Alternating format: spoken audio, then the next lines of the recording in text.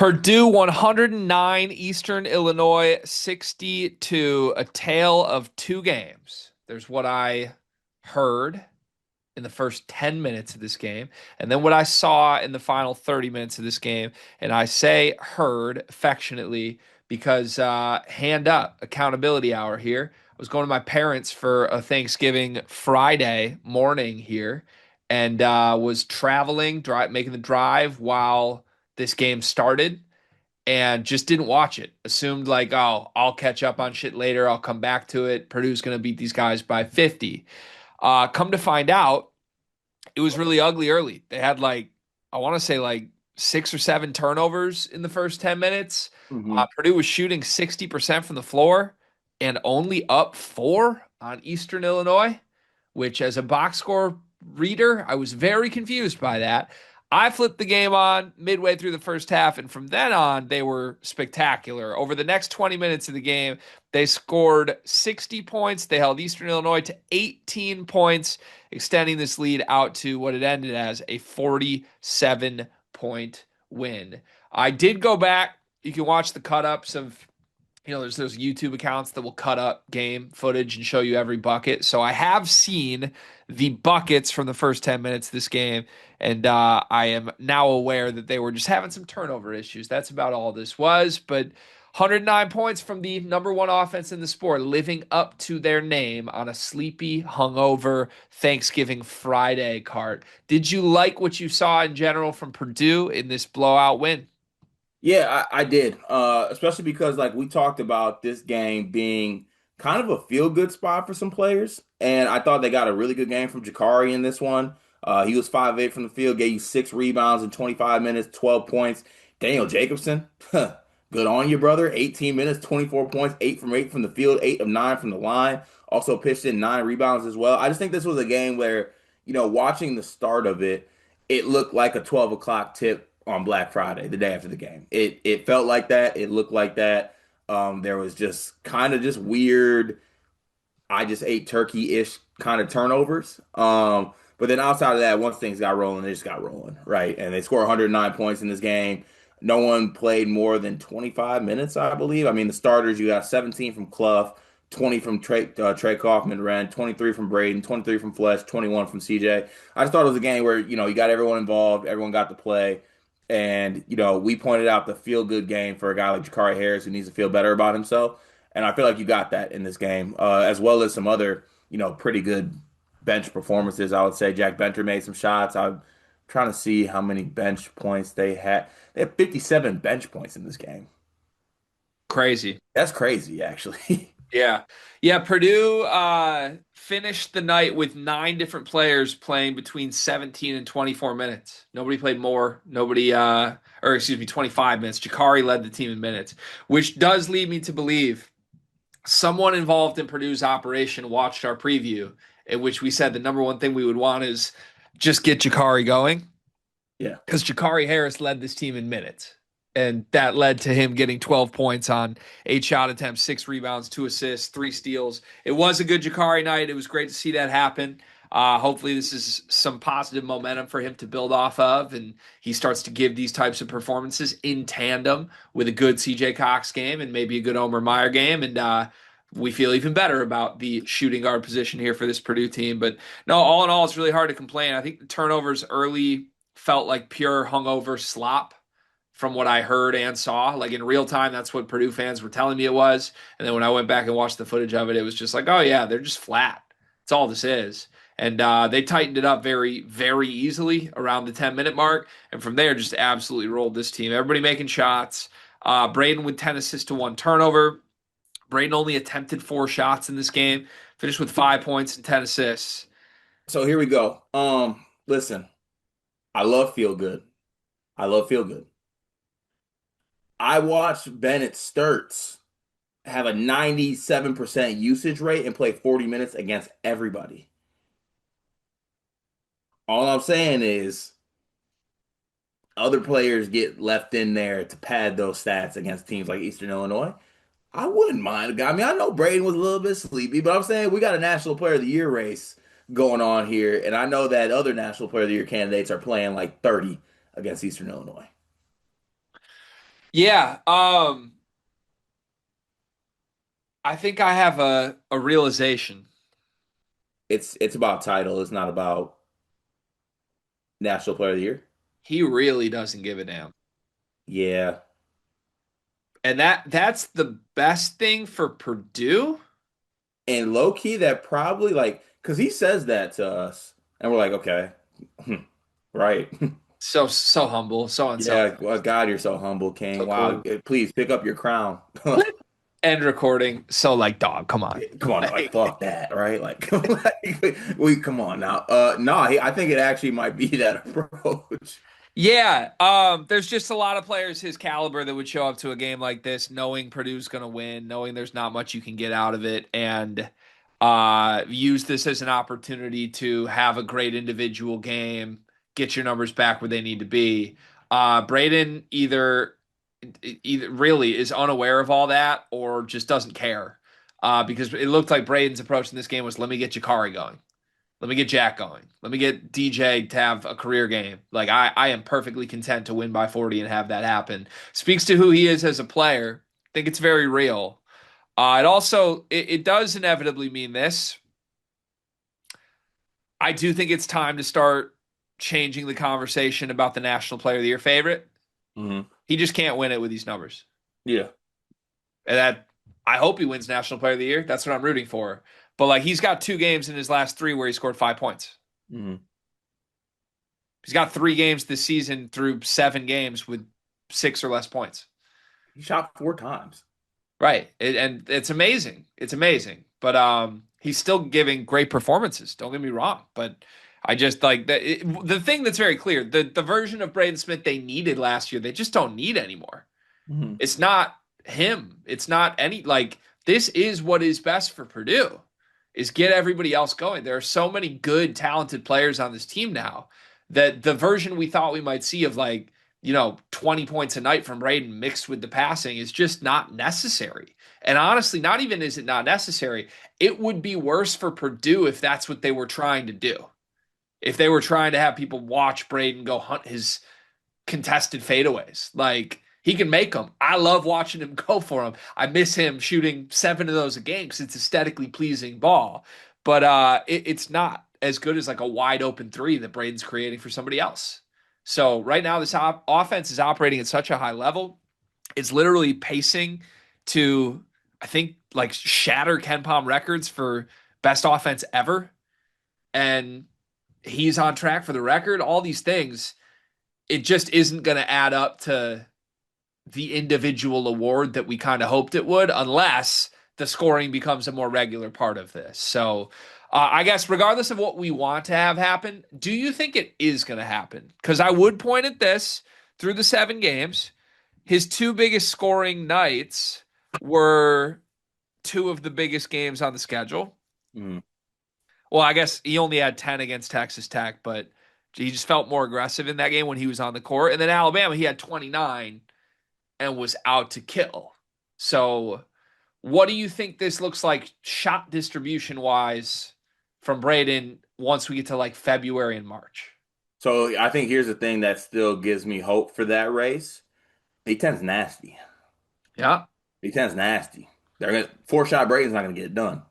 I don't care how good they look. So still look like chances are taking a hit right now, especially with that gosh darn Cameron Boozer. Good grief. It's gonna be tough. But I do think like closer to Big Ten play, I think it's gonna pick up. Obviously, this is just a game against Eastern Illinois. I the only thing I would say, I'm not convinced that like even against Michigan or Michigan State, the best version of Purdue doesn't kind of look like this. And that's no disrespect to Braden. I love when Braden gets 20, but I think like the way this offense is designed is truly designed to like get a bunch of wide open threes and dunks and layups that Braden's creating for other people more than the way he scored last year. It's a testament to PJ and Paint and Braden that they've all sort of embraced this early. Obviously, in his back pocket, he has the nights he can get you 30. I hope we see one of those soon because I just miss it. I miss watching that version of Braden. But on a night like this, like he had an A plus game here and attempted 4 shots. Yeah. It's crazy. But that's where this team is at. And I will say this: if you're a role player on Purdue, this is why you're so damn happy at Purdue. They got the National Player of the Year favorite who genuinely is willing to come out and shoot 4 times. Be like, I don't care. I want to get you 20. Hmm. That's crazy, man. Couldn't Really be, is.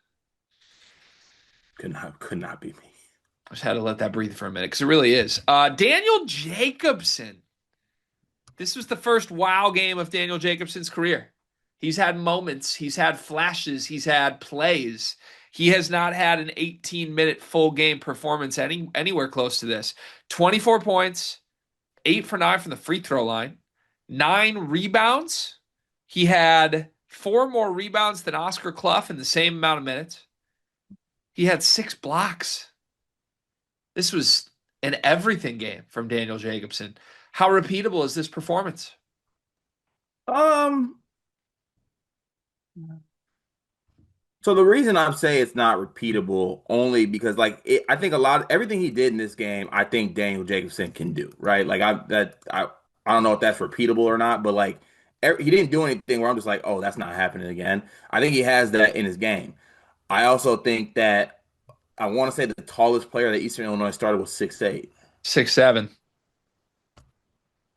So yeah, Daniel Jacobson, I'm like, yeah, he would do this to if a 6'7" guy's on him. Yeah, I was wondering what your answer would be to that question. I think he deserves a huge round of applause for this. I think he can do this against the bottom teams in the Big Ten. I think he can do this in a lot of random moments. Um, I just don't think, like a lot of the spots where he thrived in this game, I don't think he even finds himself in if he's matched up with even like a Carson Cooper. Right. Right. Like Carson Cooper's going to hit him if he's trying to get where he got in this game that led to a 24-point night. Um, we'll see. Like DJ's had good minutes against better bigs. I'm not saying he can't do it, but I do think this is probably pretty high on the list of like not likely to happen against stat lines.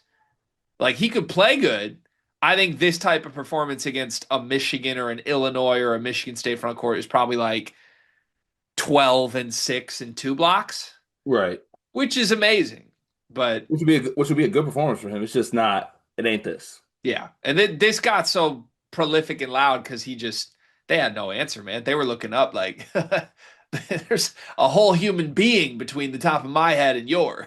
No, they're just like, damn. Yeah, it's how Dion feels standing next to you. Yeah, except he left, right? He left. Yeah, and then got arrested. Oh, jeez. Should have just stood next to him. I didn't know we were going on record with that one now. Okay. Eastern Illinois recap. I know I'm watching that. Eastern Illinois recap, right? Nobody's except everybody's watching. Yeah, Um, damn. Sorry. it's okay. Fletcher Lawyer, 4 for 4 from three, 15 points, did not attempt a two, did not miss a free throw. Is this the perfect Fletcher game? Perfect how? He didn't miss a shot. Every time the orange ball left his fingertips, it went in. He had 3 assists to 0 turnovers, played 23 minutes, got 15, and got out of there. It might be. Added 5 rebounds as well. Maybe it is. This is basically the perfect Fletcher game by my estimation. That looks pretty perfect to me. Sorry, I'm really also fixated on the fact that all this hoopla about Eastern Illinois, what's going on. TKR also said in my 20, I'm getting them up. Y'all got me, y'all got me messed up. He Numbers only are out attempted there. 10. That's not a crazy high number for T. Oh no, it's not. But I'm saying like in his 20, he didn't take the Braden approach. Like, you know what I'm saying? Let me try to do something. Nah. You see that front court on their side? I got 40 in me if you want to play me. He even went back to sharing his rebounds. He's so generous to other guys. And yeah. What a king. He had, what, yeah, 14 and 6 in 20 minutes. It was a really good TKR game. Yeah, I don't think anyone played bad. Okay, let's play a game because I'm bored. Purdue's good. We know. Okay, we get it. Say something bad about this performance. Uh, Probably Jace Rail picking up 2 fouls in 4 minutes and not hitting a shot from the field. He's the only one who had a stinker. Him and Jack Lusk Yeah, combined Luff's 8 minutes. no attempts. I don't know if you're touching the floor again. You don't even get one up in your five. See, here's my thing. I think we got to teach Purdue walk-ons how to walk on because Purdue walk-ons are trying to do the Purdue starter thing, which is like selflessness. Right. Like, dog, when you're a walk-on, you get in and you get them up.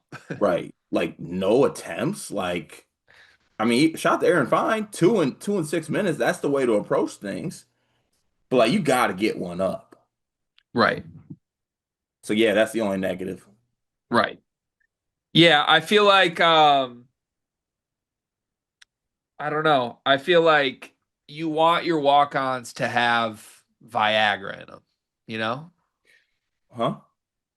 Like I want every walk-on that steps foot on the Mackey Arena court to be thinking, I'm gonna get it up. Like be bricked up? Like I'm gonna get it up. That's what I'm at. Like I want Aaron Fine, Jake, what's his name? Sorry, Jack Jack Lusk, Love. Jace Rail. Also, why do you get to have a Jace? I miss my Jace. I digress. I want all three of these guys every time they step foot on the court thinking, I'm gonna get it up. In my 3 minutes, it will get up. And Yeah. Again, right this now, that's not the approach. yeah. Can I also say one last thing? We can go as long as you want on this. I mean, it's just really not. I just want to put it out there that Eastern Illinois is a really, really bad basketball team. Yeah, Like they're really bad. true. Dog, they had as many rebounds as turnovers. Very true. Honestly, Very probably good. true. Honestly, good on. They did shoot 46% from the field. I'll give them that. Purdue beat Eastern Illinois by more points than Michigan won any game at Players Era, so they can hold that. Number one Ken Pound, number one net rating you is something I'm gonna have to come to terms with. Oh, number one Torvik, number one Evan Mia, number Uh, one wins above bubble, number one every possible metric right what now. about Haslam? Number one. Ah, Yeah. Number two in the sleepers poll because Purdue is number one. ah, Respect the champs. yeah, why, yeah, yeah. Wait, Yeah. what chance of what? The preseason Big Ten media poll. Oh, okay. I was Yeah. gonna say, Yeah, you gotta respect the champs. I'm In defending the that. Baha Mar Classic. True, Baha. Baha. Trying to think if there's like we could do more Jakari. Same question though. It's just gonna be like, is this repeatable? And I think yes. It is, but the one thing I hate doing, but I can't help myself from doing right now, against a real opponent, if Jakari's playing 25, doesn't that mean that something happened? I just think I don't know. I don't know. He did well. These nights are important to the team and to Jakari and keeping everyone happy. I don't think there's anything I saw in this game that like makes me want to give some of CJ Cox's minutes to Jakari, if that makes sense. No, this was a feel better about yourself, Jakari. That's all that it is. That's all it is. It's not like yeah, like he deserves more minutes Yeah, he'd type have situation. to he'd have to show some new or eye-popping things beyond get 12 points at the rim against Eastern Illinois to really feel like this was going to shift very much.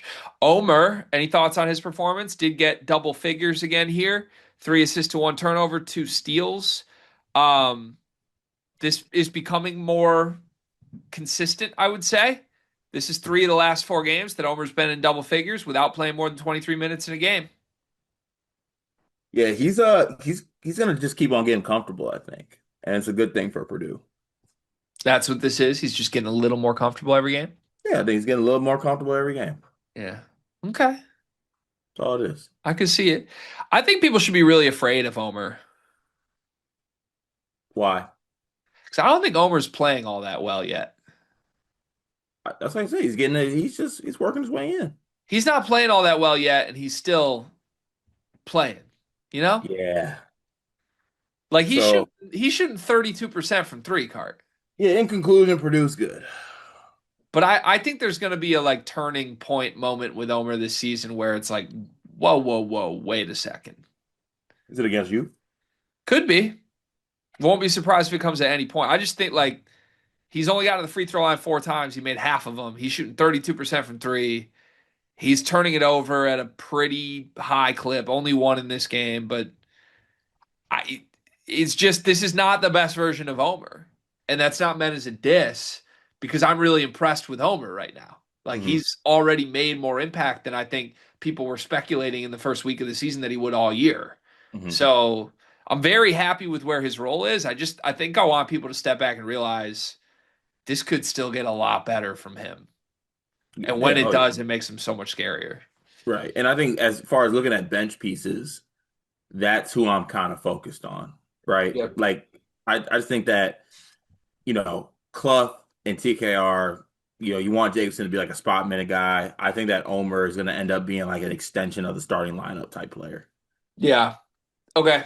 Um, at the risk of reigniting a debate from the Discord this weekend, this was the most Purdue thing ever after like a 49-point win over a Thanksgiving cupcake. The discussion turned into the correct term for Jakari. It was key contributor was the word that was used. To which I had my Mason Gillis matters moment of wait, wait, whoa, whoa, whoa, whoa, whoa. Who are we calling key contributors? Is everyone in the rotation a key contributor on Purdue? Because the term key contributor feels like high praise for like your eighth or ninth guy. Like, I don't Hmm. think Jordan Scott's a key contributor for Michigan State. I don't think LJ Cason's a key contributor at Michigan. So I kind of went back and forth on this, and then this turned into like let's all weigh our opinions on how many key contributors Purdue has. I settled on a way to like hierarchy the guys on this team that I'd like to share with you. Please. Superstars: Trey Kaufman-Renn, Braden Smith. Yep. I forget what I called the next one. Like basically high level starters, Hmm. like everyday guys. Yeah. Fletcher Lawyer, Oscar Clough. Yep. Impact bench contributors, Hmm. or just like impact role players. Yeah. CJ Cox, Daniel Jacobson, Omer Meyer. Hmm. Depth guys: Jack Benter, Jakari Harris. Yeah. That sounds about right. Would you make any changes to the way I cut those guys out? Is there a tier below depth? Everybody else, Viagra. Jakari might be closer to that one. No, we don't need to do that. I feel like the way to lump this is like that group of 5 through 7, CJ, Omer, DJ, are guys like you expect every game contributions from at this point, one way or another. Yeah. And then Jack and Jakari are much more like you're hoping for anything from those guys any given night. Okay, that feels fair. I'm hung up on the fact that key contributor was thrown out there for a player averaging 4 and 2. But it's just the very Purdue conversation, right? It's Thanksgiving weekend. We're feeling thankful. We just won a game by 40.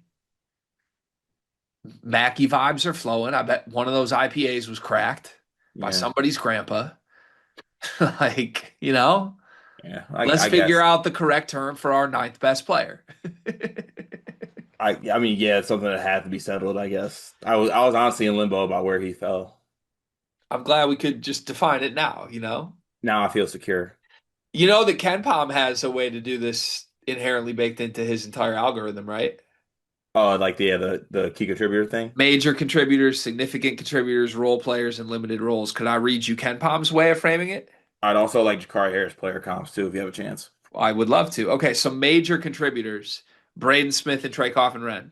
Deal? Significant contributors: Omer Meyer and Daniel Jacobson. Mm. Role players: Fletcher Ooh. Lawyer and Oscar Clough. Ooh.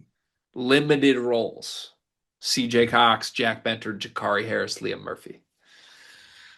So I think my answer is a little rosier to a few of those guys than Yeah, Ken Palm's. I think so. But I'm an emotional being, and Ken Palm is just a supercomputer. Yeah. I like being emotional. Okay, I don't know if you're ready for this. Oh God. In fact, I know you're not ready for this. Who is it? I'm only going to read you two. The first name is RJ Nemhard, The TCU player? TCU guy, not one of the Nemhard brothers. Okay. That one's fine. You're But not ready for this one. Jaden Akins. okay, I'm gonna go. There's a bug over there. I'm gonna go kill. I didn't want to walk away, but now I feel the need to go kill this bug. Jakari Harris is Jaden Akins. Get end the video. Which honestly, no, come back in frame because honestly, this kind of tracks. Like bench guard that everyone says is going to be better than he actually is, that ends up never actually making the shots you thought he was built to make. And years from now, we look up and is lighting up the G League. Yeah, I mean, I think there's always a world where that could happen, right? I mean, yeah, it's not every day you get the chance to, just absolutely belittle a Big Ten champ to the level of Jaden Akins was. Like good two-way guard that every time he catches the ball in the half court, you're like, no, no, Jaden, pass it. Like that's basically Jakari right now. Well, the thing is, Jaden was in a position to catch the ball on the floor, Like Jaden knew where to be. Yeah, like he wasn't sitting. Yeah. Okay. Save the Sorry. NCAA though, right? Togetherness. Save the NCAA. Yeah, no, sorry. This is a me thing. I just need. Sometimes you gotta blow off some steam. Just a couple jumpers here. Congratulations, Purdue. Impressive win. Rutgers on Tuesday. We will have a preview up of that game shortly.